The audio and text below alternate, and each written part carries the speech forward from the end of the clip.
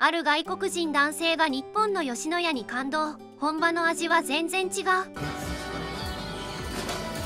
pala niya?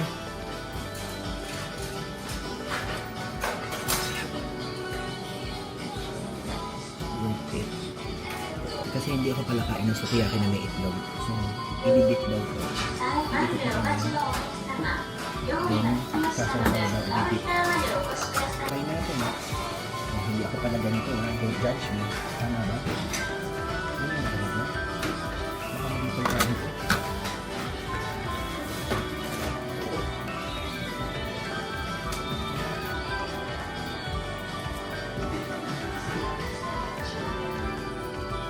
Kain tayo.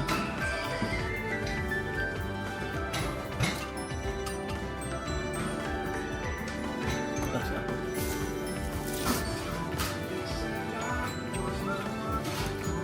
Refillable ito.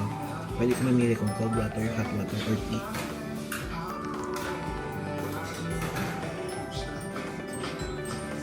Sarap. First time ko kumain sa Yoshinoya dito sa Japan. Ibang-iba pala dito kumpara doon sa Pilipinas.